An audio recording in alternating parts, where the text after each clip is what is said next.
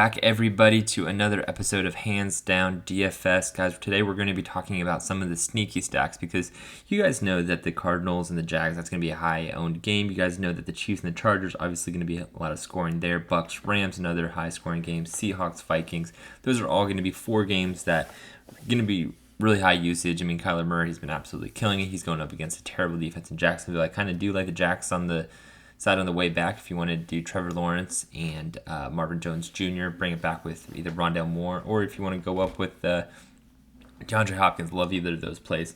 Chiefs, Chargers, obviously going to be pretty high up there. You got Seahawks, Vikings, Bucs, Rams, like I just said. Those are all going to be games that are going to be pretty high owned, pretty high played for good reason. I think if you guys are doing any kind of cash lineups, definitely should be going that direction. But then the point of this video that we're going to be talking about today is we're going to be talking about some of those plays that are going to be a little bit lower owned, a little bit less usage that you're going to see in some of those GPP lineups and pivots that you can do. We use Fantasy Pros and their optimizer, their cheat sheets there that we use for their ownership. As of recording this video, they haven't produced it yet, so we might need to make a few tweaks post video. We'll talk about that later in our in our final video, final look video, and we'll have some of the projections there. So again, this is kind of just a first look here on Wednesday afternoon before we really get a lot of the final readings on what the projected roster stuff is going to be. But again, these are just some of the games based on the point totals that we used over at Roto Grinders that we've been looking at the last couple weeks. These are just games that don't pop up like those obvious games that we were talking about earlier. So the first quarterback that I want to go look at for a stack potential is Daniel Jones. If you guys watched the game on Thursday against the Washington football team, what did you see? You saw a lot of rushes, 9 rushing attempts. You got designed runs. They were on average 10 runs or 10 yards per run. Pretty high numbers. You got 95 yards. Could have had more. Could have had an extra touchdown. Could have had probably 5 more yards if it wasn't for that holding penalty that stopped that the one read option that he took. And he had 29.5 points. His price tag didn't really go up too much. It only went up about 500 from where he was at last time. So really still like Daniel Jones on the slate this week. We know Atlanta doesn't have too great of a defense. Just gave up a whole bunch of points to the Buccaneers last week. So definitely like that. And then so what we're going to do is we're going to throw Daniel Jones in there. And then what we're going to do also is we are going to bring his top receiver into the mix here with Sterling Shepard. Sterling Shepard is another player that I really like. Really strong player. Last week had 10 targets. That's a whole lot of volume. 94 yards receiving. Almost had that DraftKings 100-yard receiving multiplier. Didn't quite get there. Had an even better game the week before where he was able to get into the end zone. And so definitely like Sterling Shepard. Definitely seems to be somebody, I mean, over the last 2 games has gotten 19 targets. I like for that to continue.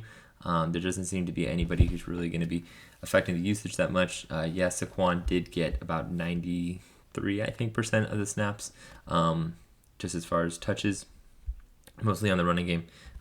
But he did, Sterling Shepard, when there was the run, or let me rephrase that Saquon got 83% when it was rushing.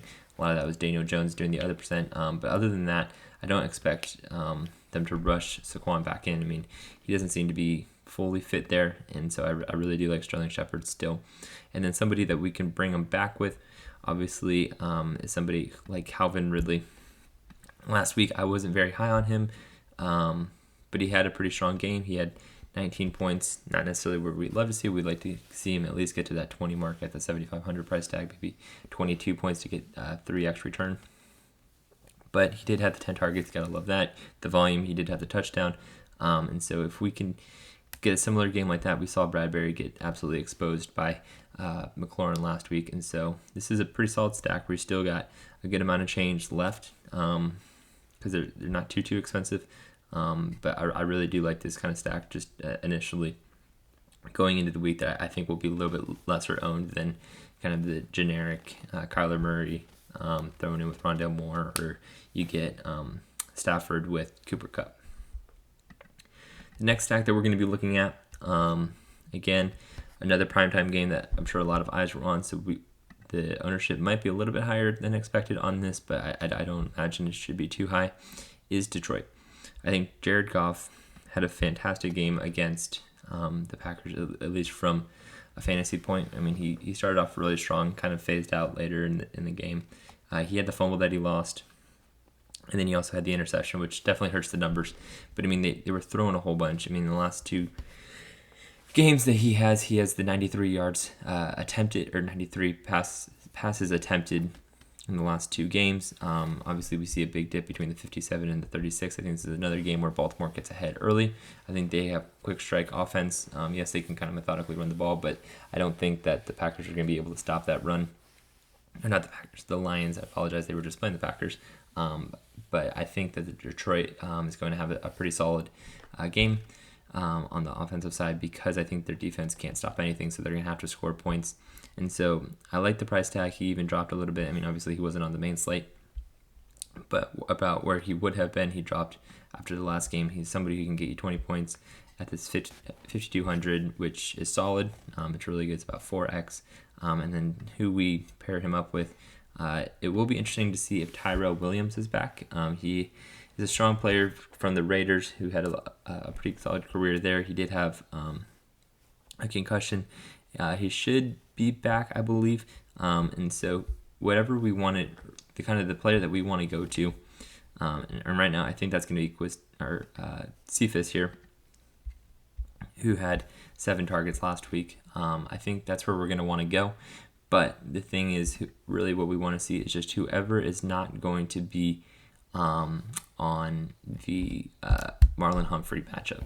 Humphreys is a fantastic cornerback. He's really solid at shutting down opposing wide receivers. And so whoever that wide receiver 1 is for Detroit, whoever's going to kind of be getting that matchup, that's who we want to stay away from.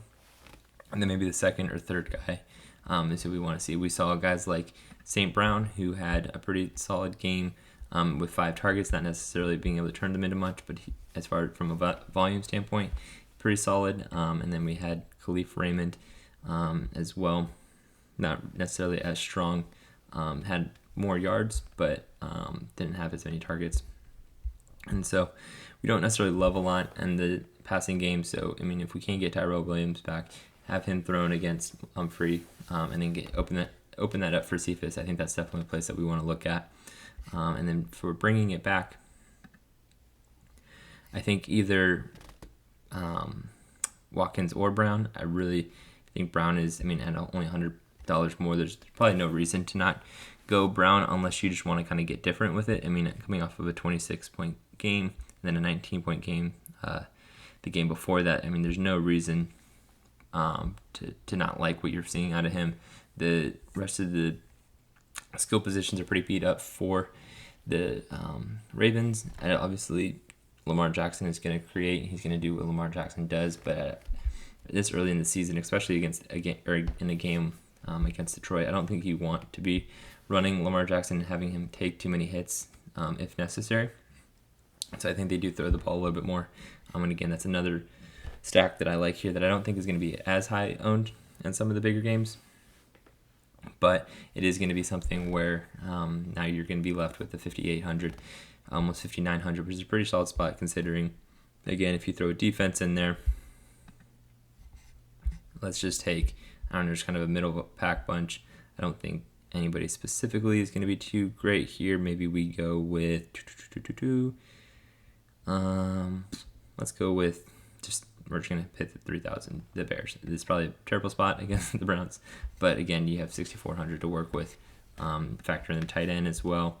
Somebody who I really like this week is Kyle Pitts. And so you put that in there as well. And then all of a sudden, you're working with almost 6,900. So I think it's a pretty solid stack that you can definitely do a lot with. Should be a little bit lesser owned. Final 2 stacks that we're going to be talking about, we'll kind of move through these quickly. First is, again, somebody who played really, really well last week, and I think there's no reason for him to not play as strong this week, is Teddy Bridgewater. Teddy Bridgewater played very, very well, came back with 24 points. He's had 20, as you can see here, in each of the last 2 weeks at least, going against two pretty bad defenses with the Giants and the Jacksonville Jaguars.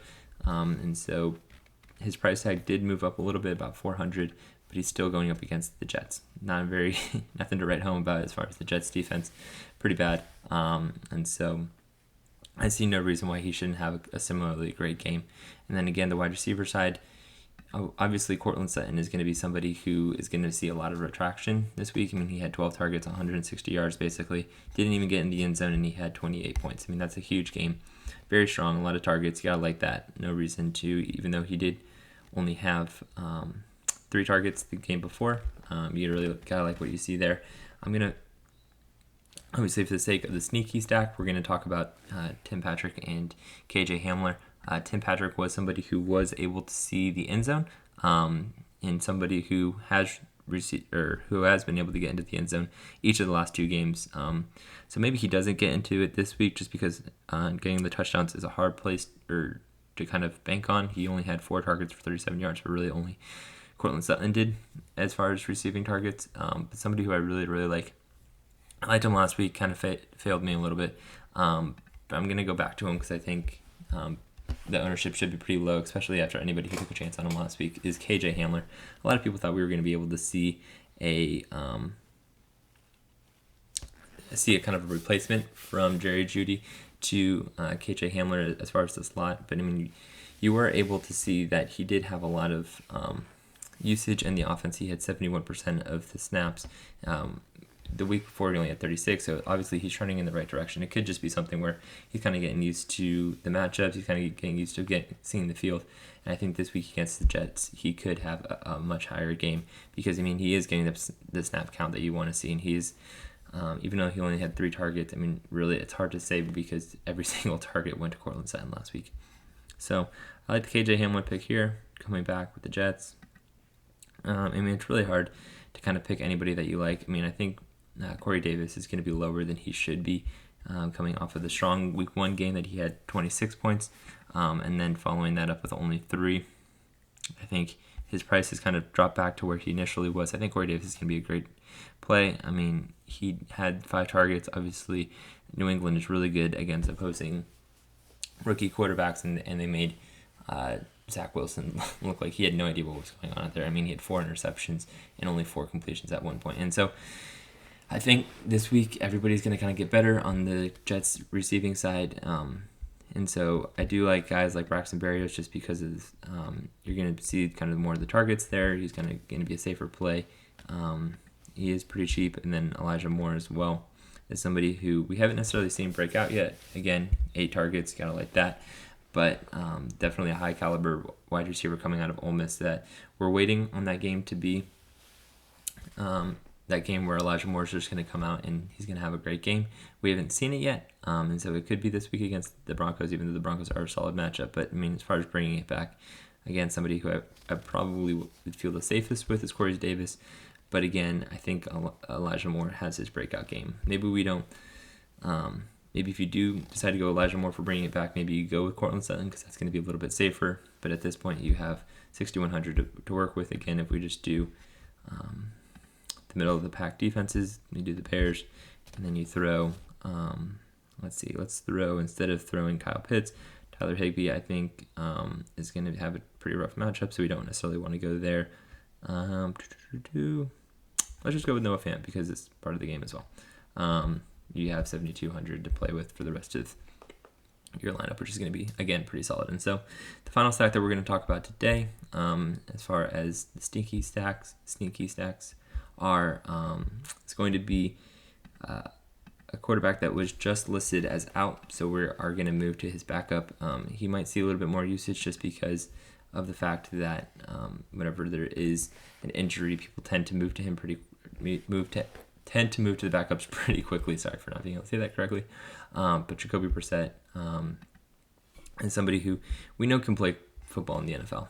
He only had 6.5 points last week after getting knocked out, after Tua got knocked out with a rib injury. He was able to see a lot of usage. I mean, they were throwing the ball a lot. I think that they're going to have a similar game script against the Raiders. I don't think they'll be able to run the ball very effectively against that front with Max Crosby and crew. And so I think you should have the ability to have a lot of usage there for the wide receivers.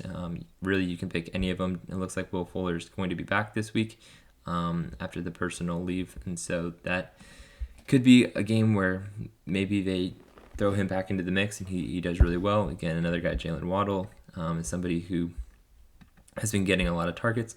He had 8 last week, even with Brissett coming in, so that's something positive to look at. So I think either of those two guys are going to be fine. I think I'm going to stay away from Devontae Parker this week just because even though he is having a high target share, I think part of that is I think Tua just liked him, and then also now that Will Fuller comes back into the fold, I think there is going to be less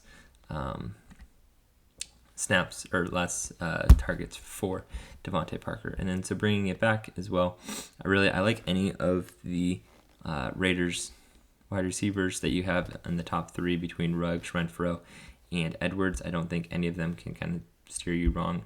Bryan Edwards is definitely going to be the least owned guy, as he only had 3 targets last week, but he caught them all. I mean, he's a reliable wide receiver who I'm sure that Derek Carr is going to kind of see more and more. But I mean, at the end of the day, Derek Carr has thrown for 400 yards in each of the last 2 games. I think Ruggs is probably going to be the guy that I stay away from the most because of Xavier Howard on the other side is lockdown corner. And so, because I like Edwards, but I think Renfrow is going to be where I go this week just because of the targets. If you're going to be at pretty much a similar price of only $200 difference, but you're telling me that I can get 8 more targets, I might as well go with that guy, right? And so, again, that's going to kind of be just some of the sneakier stacks that we like here, and then you can kind of fill them up with some of the higher usage guys that you see, bringing them back, and then you can throw in guys like Kamara or Eckler, and even after doing those 2 guys, 2 big names, we're going to go with the middle of the pack defense again. This time we'll go with Cardinals, why not? And then you do, let's see, let's go with Jared Cook, coming off of the Chargers, because that's going to be a high-scoring game. You have 7,000 to work with, where you can do 2 pretty top-end wide receivers. Whether you want to go with, you think Lockett is going to keep going, or if you think Metcalf's going to have a bounce-back game, then you can also do Terry McLaurin, or you can do Cooper Kupp, who has been absolutely tearing it up. So that's what a lineup can look like. I'm not saying this is going to be the best lineup, but it is something where you can get some usage on some higher end guys by using some of these stacks that are going to be lower owned and kind of give you a good little pivot where the quarterback should be able to get you at least 20 points. The wide receiver should be able to get you at least 10 or so if they score touchdowns, even more.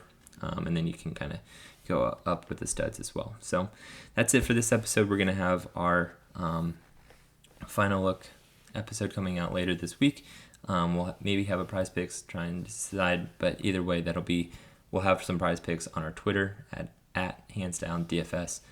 If you want to follow us there for some prize picks actions as well, you can put that there. We have a promo code as well that you can, if you follow, we'll shoot you that promo code so that you can get a 100% deposit match up to $100 on your first deposit at prize picks. So if that's something you're interested in, follow the Twitter. Please feel free to like and subscribe this video. Helps us know what works, what doesn't, and so that we can have the best content for you. So that's it for this one. We'll talk to you guys soon. Hope you have a good one.